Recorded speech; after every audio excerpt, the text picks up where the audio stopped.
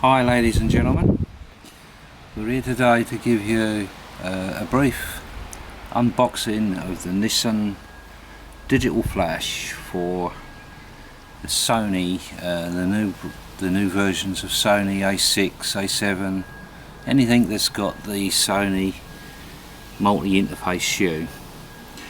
There is a list over at Nissin Japan, or Nissin Digital. The ULR's here on the bottom. If you follow that, you can find a compatibility list of which Sonys it will work on and to what extent it will work, whether it's fully compatible or whether you need an adapter. So without further ado, we'll crack on with that. Get this thing out of the box. Quite excited about this because I've been looking for an off-camera flash that will work on my new Alpha 6000 and hopefully give me the opportunity to use high-speed flash. It's quite a nice box, lots of icons down the side there that tells you that it's a radio flash at 2.4 gigahertz. It's got TTL plus or minus 2 stops, zooms from 24 to 200. It's the full Sony TTL system, and down here somewhere,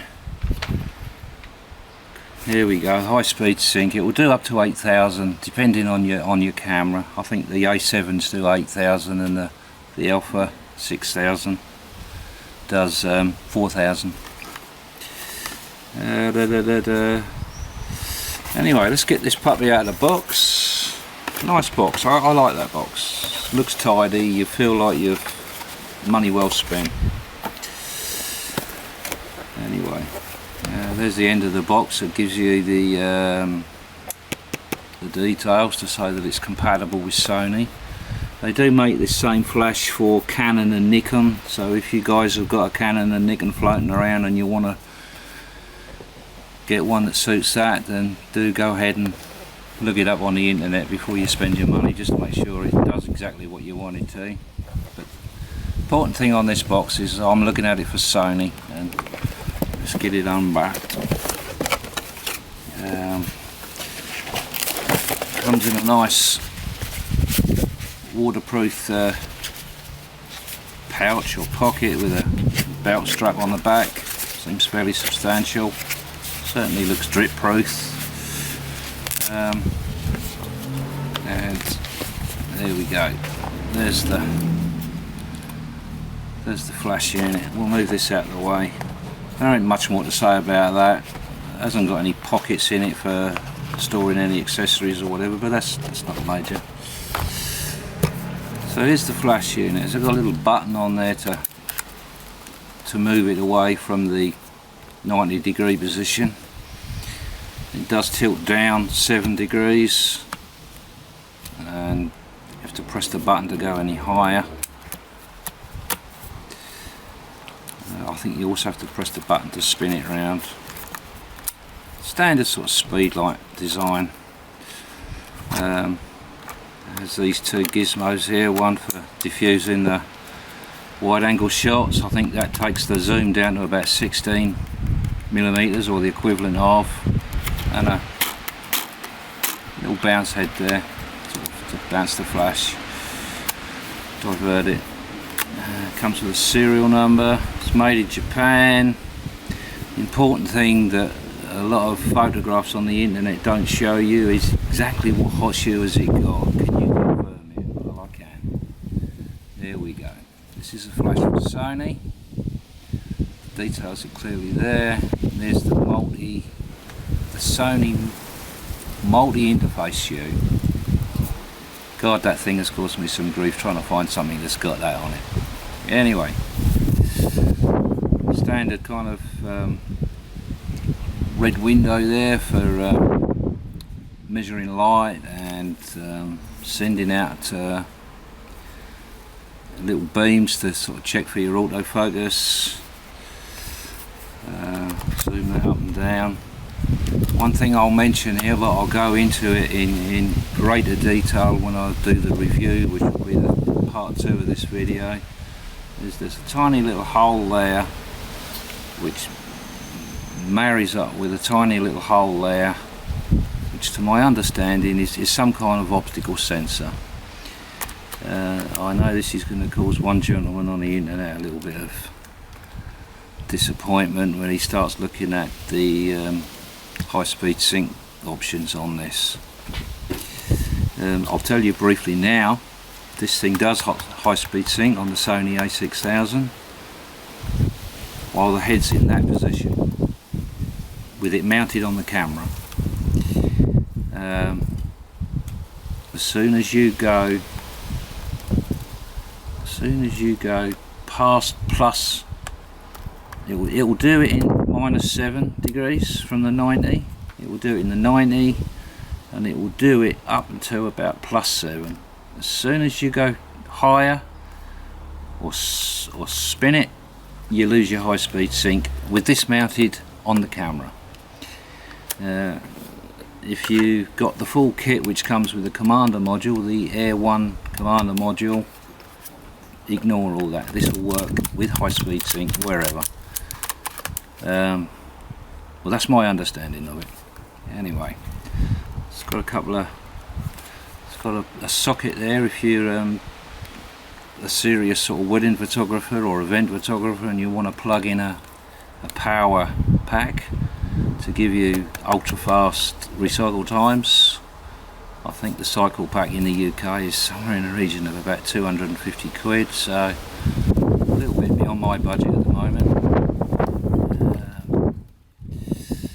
On the other side we have 3.5mm standard jack for synchronizing to other flashes, and the X terminal, I believe that's called. I can get into that in more depth in the review.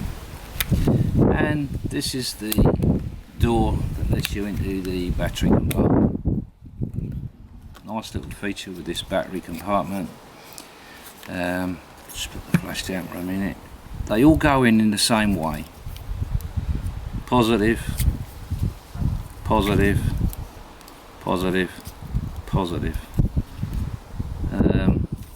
So if you changing the battery pack in the dark, that's quite easy. And I do know you can buy a spare one of these for about £12, so those that are going to be doing a wedding or an evening event or something where it's a little bit dark and low light, I'd probably get a spare one of these and have a spare set of batteries sitting in my pocket.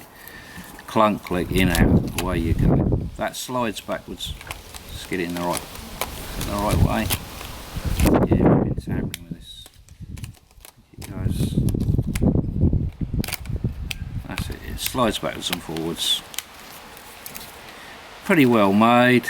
It's a very good colour match for the camera, which is nice. Dials on the back.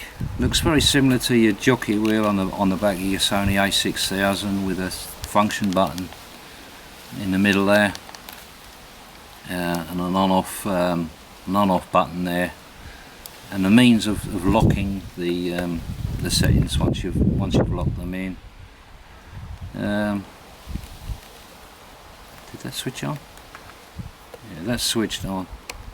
This looks like we might need and change the batteries in there. I might cut the video here and just put a fresh set of batteries in there.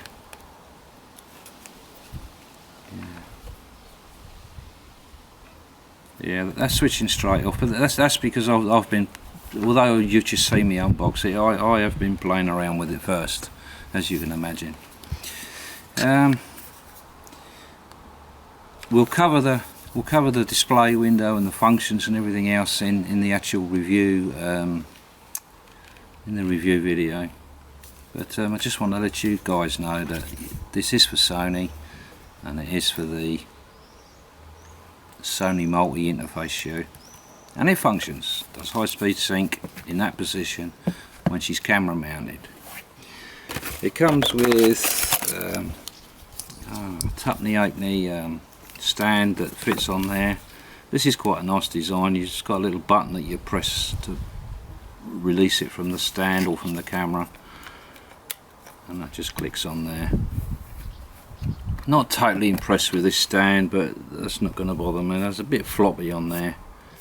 Not so bad when it's sitting on a table, but if you got this thing sitting on a light stand with an umbrella or whatever, I mean that just looks Mickey Mouse. I have solved that problem, which I'll cover in the review video.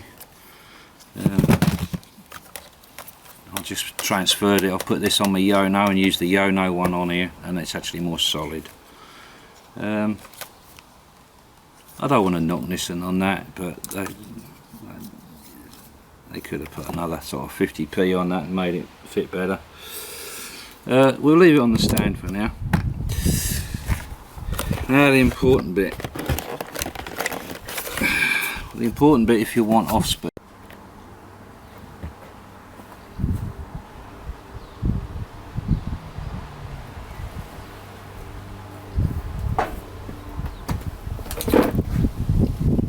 Comes with a quick start manual. It is really just this one page that you can see on the front in English. Exactly the same on the back, but I believe that, looking at those characters, I believe they're Japanese.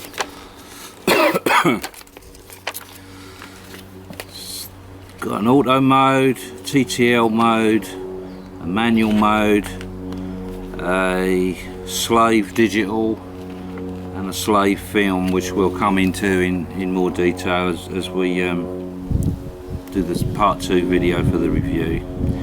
And then there's the wireless Sony. It's wireless as an optical and as digital.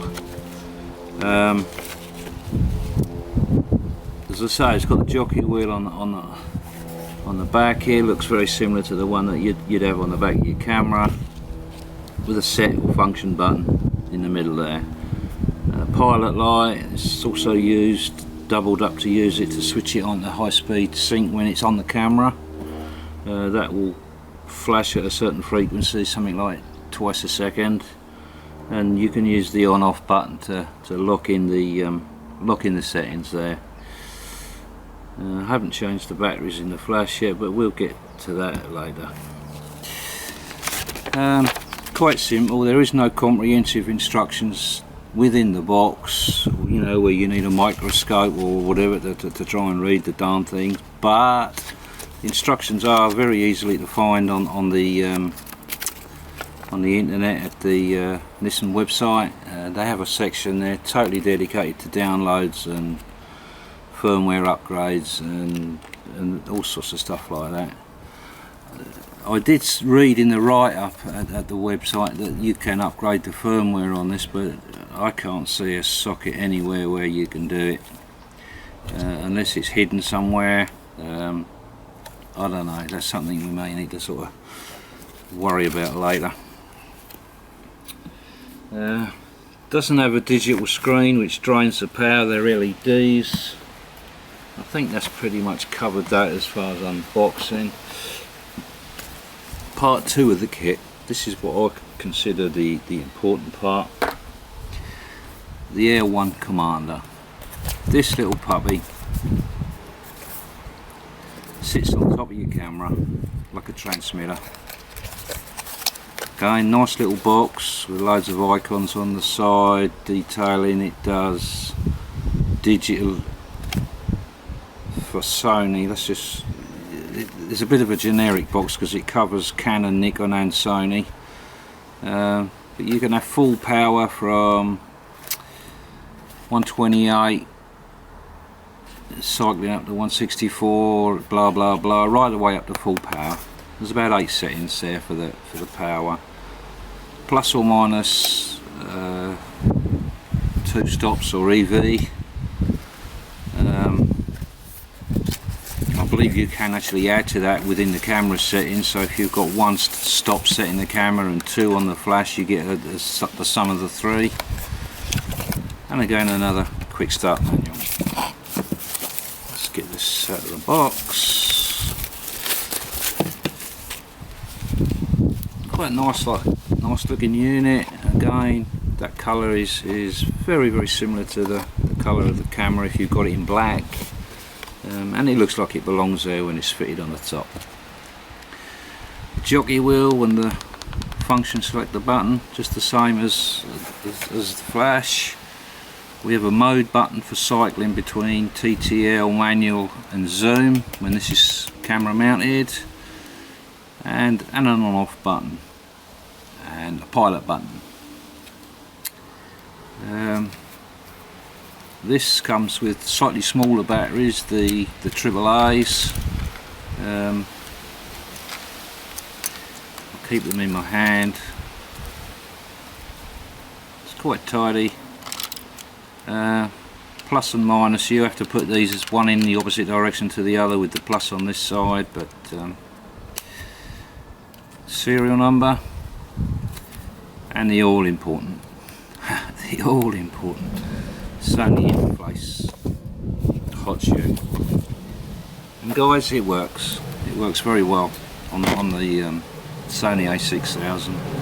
I have tested it. It's got another little button on the back there, the same, so you haven't got a wheel to sort of fumble around with, or a lever that might apply too much pressure. Just a simple button that just releases those two. I don't know if you can see that here without me checking the video, but just releases those two pins. There is a little light emitter thing there, which I think is for measuring light content. Again, I'll come to that in the review. But yeah, it's a lovely little unit. Now, when you've got this commander mounted on top of the flash, top of the camera, it don't matter where you set this, you've got high speed sync, and I know that is going to be a real bonus for some people. To be honest, I won't have that on top of the camera that often.